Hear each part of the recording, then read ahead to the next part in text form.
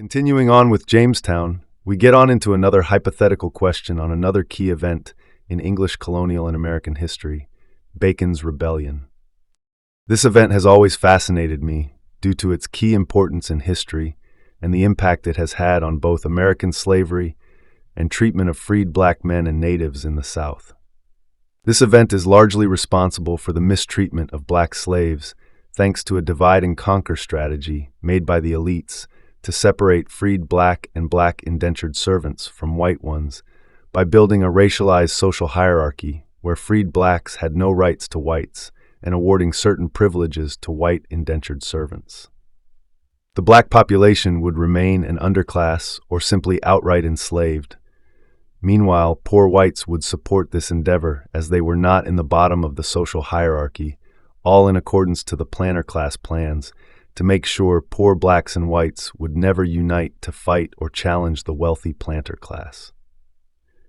The worst aspects of this started here after Bacon's Rebellion, with surrounding colonies like Maryland and Carolina following suit. But what if things were different? What if Bacon's Rebellion didn't happen? But first, some context, and let's learn some history. Oh boy, my favorite! We need to know what led to it. What social issues were troubling Virginia that led to the rebellion? The biggest reason for the uprising was decades in the making. The Virginia colony was heavily dependent on one crop, tobacco, and tobacco was no longer becoming profitable due to bad weather, which resulted in bad harvest, competition from the Maryland and the Carolina colony, as well as English restrictions due to the 1651 Navigations Act, which limited its exports only to England and didn't allow them to sell their tobacco to other countries or nearby foreign colonies like the Dutch colony in New Amsterdam, or buy manufactured products from anywhere besides England. There were also higher taxes, thanks to the Staple Acts of 1663, which required the colonial ships unload their cargo once docked in England so that each item could be taxed. This made the English Parliament easy money, but they affected the colonists, with small planters having to eat up the losses the most. However, what affected the small planters most was the declining tobacco prices, as they paid their taxes in tobacco. And unlike the large planter class, the small tobacco planters struggled to make ends meet on top of paying their taxes. There was a wealth gap between the planter class and the poor farmers, the middle class, and the freed indentured servants, and the fact that they had no political power to vote made them especially resent the Governor William Berkeley, who on top of all this raised taxes in 1662 to fund his program to diversify Virginia, built new towns, and follow the Navigations Act in the accordance of King Charles II. William Berkeley is a quite interesting man. He was a veteran in the English Civil War, a playwright, That's gay. We're gay. was part of a literary circle close to the English monarchy, and a scholar. He was appointed to run Virginia in 1642 by King Charles I.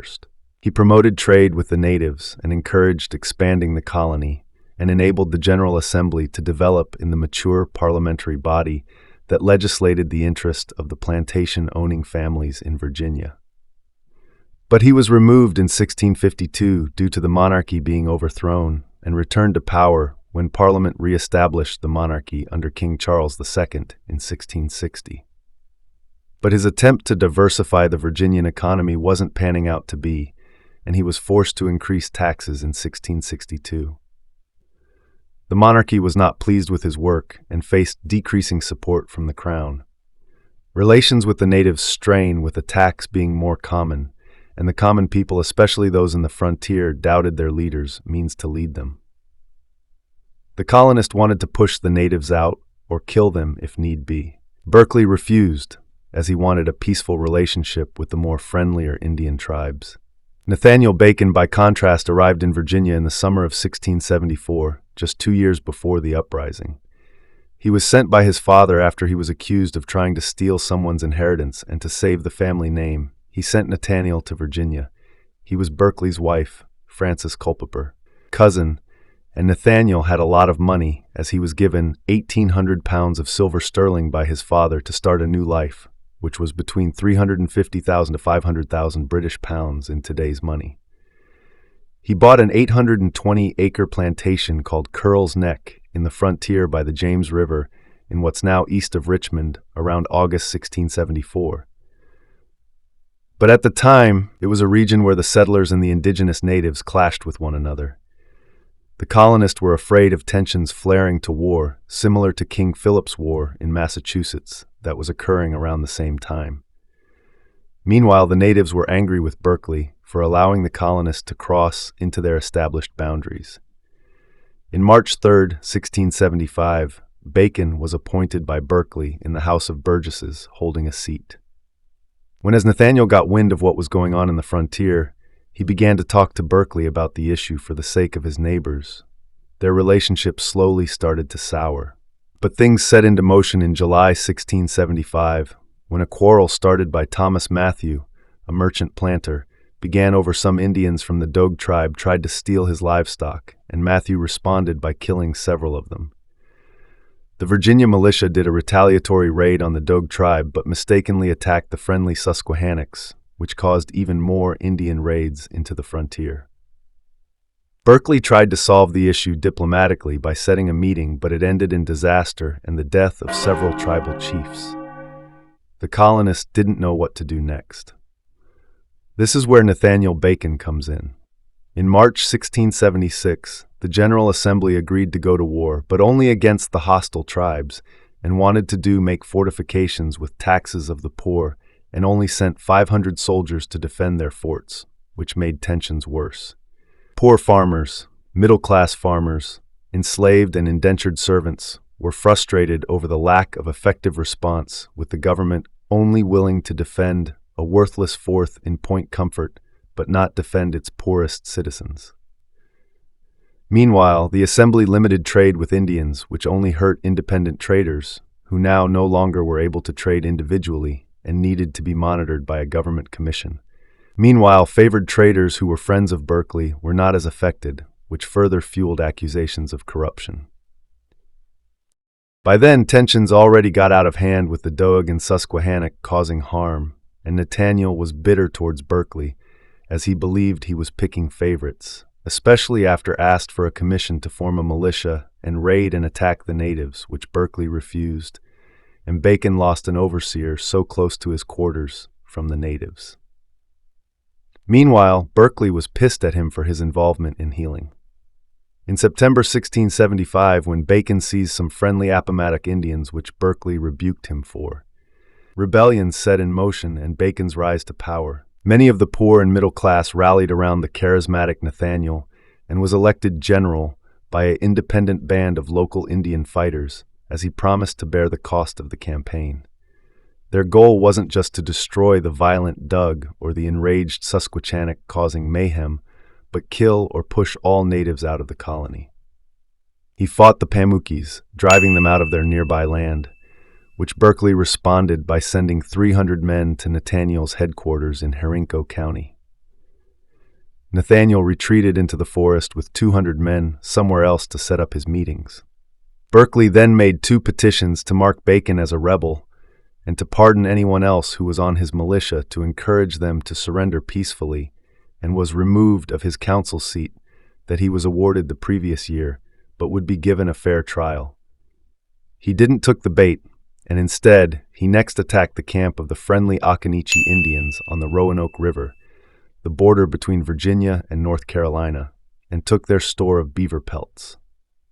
Berkeley was pissed, but by this point wanted this over with, but keep his hands clean, so he wanted to pardon Bacon, so that way he can send him to England. Have the king judge his actions. The House of Burgesses, however, wasn't having any of it, and wanted Bacon to acknowledge his errors and beg Berkeley for forgiveness. Weirdly enough, he was elected into the House of Burgesses by his supporters and attended the assembly in June 1676. He was mistakenly credited on several reforms like reconstructing the colony's voting regulations, enabling freemen to vote, limiting the number of years a person could be an indentured servant, and enabling freemen to hold certain offices in the colony. These were already coming into place, and Bacon's only cause was the Indian issue. When he arrived in the June assembly, he was captured and made to apologize with Berkeley then allowing him to take his seat in the House of Burgesses. But they failed to realize just how popular he really was, and they would find out when Bacon then left and brought his forces to the State House. Bacon then demanded his commission, which Berkeley refused. Bacon threatened to kill him, and Berkeley, calling his bluff, took off his shirt and said, "Here, shoot me before God, fair mark, shoot." Bacon refused, and Berkeley decided to give him his commission. But Bacon now wanted to be general of all forces against the Indians, which he refused. Then he and his supporters threatened violence against the House of Burgesses, and Berkeley reluctantly gave him the green light, and the government would not interfere with Berkeley now retiring to his home and trying to wash this mess out of his hands. By July 1676, Bacon had almost full reign over the rebellion going on in Virginia, with his attacks on the natives going unimpeded. Berkeley, after a while in his home trying to collect his thoughts and get out of his lethargy, tried to organize a coup against Bacon, but Bacon was too popular, and Berkeley had to flee to Accomack County on the eastern shore. Bacon issued his Declaration of the People on July 30th, 1676, which stated that Berkeley was corrupt, played favorites, and protected the Indians for his own selfish purposes. Bacon also issued his oath, which required the swearer to promise his loyalty to Bacon in any manner necessary, i.e., armed service, supplies, verbal support. Even this tight rein could not keep the tide from changing again.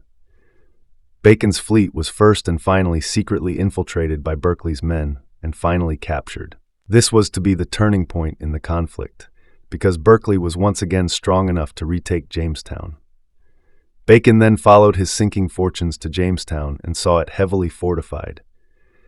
He made several attempts at a siege, during which he kidnapped the wives of several of Berkeley's biggest supporters, including Mrs. Nathaniel Bacon Sr., who was the wife of some other man with a similar name who was in the House of Burgesses. Bacon's wife who caused the rebellion was Elizabeth Duke and was the daughter of Sir Edward Duke. Bacon placed them upon the ramparts of his siege fortifications while he dug his position.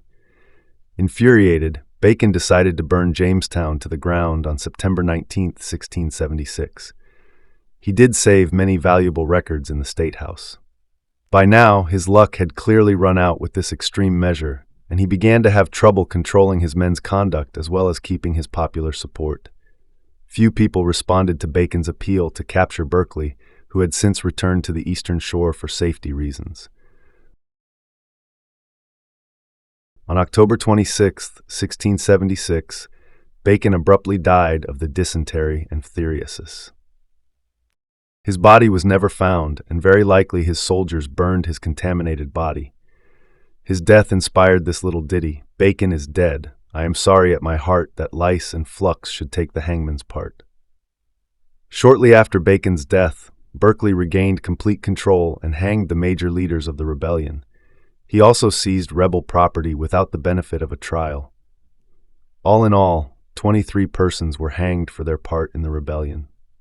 Later, after an investigating committee from England issued its report to King Charles II, Berkeley was relieved of the governorship, replaced by Colonel Herbert Jeffreys, and returned to England, where he died in July 1677, dying before he can ever reach the king to explain his side of the story. Indian land would still be taken, but the gentry began to less rely on indentured servants as labor grew and the amount of indentured servants waned. By this point, the indentured servants were troublesome than they were worth, and seen as quite dangerous, with Berkeley written. "How miserable that man is that governs a people when 6 parts of 7 at least are poor, indebted, discontented, and armed." Because of this, indentured servitude was phasing out, and instead replaced by African slaves, with black freedmen losing their rights in the decades following Bacon's rebellion. To me, this is significant because things didn't have to go how it did, and not everything was inevitable. What if Berkeley sent him back to England as he was causing trouble before he grew too powerful? Or more likely, what if Nathaniel didn't become too power-hungry and agreed to take a more cautious route? And Nathaniel has his chance, and that was when he was reinstated back into the House of Burgesses in June 1676. Nathaniel was forgiven by the governor and given a voice of House of Burgesses. During this time, Nathaniel was very popular amongst the poor and middle class, and was mistakenly given credit for some of its recent reforms in the House of Burgesses. Nathaniel was in a position where he could influence the House of Burgesses much more if he waited his time. But he didn't, and immediately began to rally his supporters towards the State House, showing just how much of a threat Bacon really was. All Bacon really needed to do was bide his time and gain supporters from inside the House of Burgesses and slowly bring his supporters inside the House. Remember, by this point, Berkeley was in his late 60s and unpopular with most of the citizenry. Meanwhile, Nathaniel was a young, attractive man at age 30 and seen as quite a charmer who was willing to give the common folk what they wanted. It's easily likely that if Nathaniel didn't spoke against the men in the House of Burgesses like he did, he could have got some of them to switch to his side for their own political ambitions. Give it a decade or so, he might be able to dominate in the House and gear the government towards his goals. It's possible that Nathaniel could send his grievances of Governor Berkeley to the king and get him removed and have himself stated. It's also very likely he can take control of the government behind the scenes, with most support within the House and the populace going to him, and allow him to military control over Virginia's forces against the natives go unimpeded. The biggest change is that native slaughter would continue as usual, but even more so under Nathaniel Bacon, and depending on the political shenanigans within the House, could convince the king for a larger charter and expand Virginia. This would seriously affect the Native Americans who would lose their lands much sooner than they would like. With no real opposition to Nathaniel, the natives would slowly lose land over the next 2 decades. As for the economy, Nathaniel could lower their taxes and grant them higher quality land they took from the natives, and grant even more rights for indentured servants, which will guarantee his power in the House of Burgesses. As for slavery, it would still likely to occur as our timeline. Slavery increased after the 1680s because demand for labor was rising and there wasn't enough indentured servants to pick up the slack. The number of indentured servants was also waning by the 1670s due to better economic opportunities rising in England. Also, the amount of slaves was actually rising, which meant that, in terms of labor, owning a black slave was an obvious choice. Nathaniel Bacon himself was a plantation owner, and while he rallied for freedom, it really doesn't seem he'd be likely to oppose slavery, as that would be too much for the planter class to accept. And Nathaniel Bacon, being a plantation owner himself, wouldn't even consider it. The key difference would be that freed blacks and black indentured servants wouldn't have their rights stripped in the immediate decade after Bacon's rebellion, and would even gain more rights. A good chunk of rebels in Bacon's rebellion were freed blacks, slaves, and black indentured servants, which not only spooked the planter class, but also gave them a justification to remove their rights and pinning lower-class whites against their black brethren.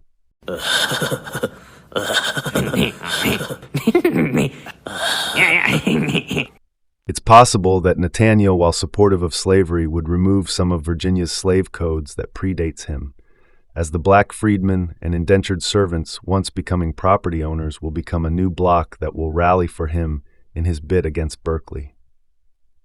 For example, here are the laws that existed before.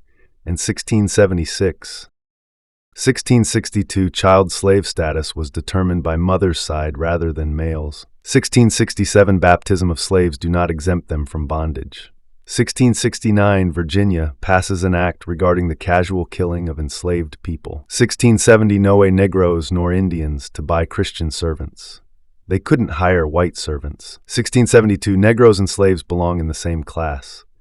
It's very likely that most of these laws, excluding the 1667 one, would be removed immediately, or with time, as a large chunk of Bacon's supporters were slaves, freed blacks, and indentured servants with white indentured servants and common poor, either supporting it or not opposing it, as more freedom for slaves meant less power for the large planter class to replace them. Virginia codes that would not exist if Nathaniel challenged the House of Burgesses slowly, or at the very least, keep the elites busy politically. 1680, banning slaves and Negroes from carrying firearms, leaving their owner's plantation without a certificate, and hitting a white Christian. 1691, banning white men or women from marrying non-whites, and fining or sentencing white women into 5 years servitude for giving birth to mulatto children. 1691, not being able to free your slave and existing freed slave being forced to leave Virginia. 1705, no Negro or mulatto purchases white Christian servants. 1705, no whites are allowed to employ Negroes. 1705, making it illegal to harbor someone else's slave. 1705, no Negros would be allowed to own land. 1705, classifying all blacks as slaves. 1705, no minister is knowingly allowed to marry a white person with a Negro or mulatto, or vice versa. 1705, don't allow someone else's slave to stay in your plantation for more than 4 hours with permission of its owner. 1705, accountability for harm committed by a slave. 1705, no buying, selling, or receiving any form of currency or good from servant or slave without permission of their master or owner. None of these laws would be passed decades later than it did in our timeline. With Nathaniel and his supporters slowly consolidating power and distracting the elite plantation class. There is no serious laws that strips the rights of free blacks, and there might be better conditions for slaves. Nathaniel or his supporters would likely consolidate power throughout the late 1670s, 1680s, and early 1690s as they clash with the established planter class. This would allow the free black population to grow economically, especially if the indentured black and freed black population gets land from Nathaniel's attack on the natives. By the 1700s, instead of having all their rights taken away, freed blacks and mulattoes would have much greater influence in the colony, with property rights, being able to marry who they want, being able to work with whoever they want, and being able to defend themselves. However, it's also likely in the following decades there would be any minority of mulatto plantation owners due to marriage of either black women marrying wealthy white men or black men marrying white women, though more far likely the former than the latter, as white women would not typically marry a black man, especially not one of high status in this time, and if she did get pregnant by a black man, either the baby had to have enough light skin to pose as white, or the baby is given to the black communities, or simply killed through infanticide. Thanks everyone, I hope you guys like it and subscribe. Please comment on what I missed and what I got wrong. Links to my sources and timestamps in the description. Thank you very much. Out.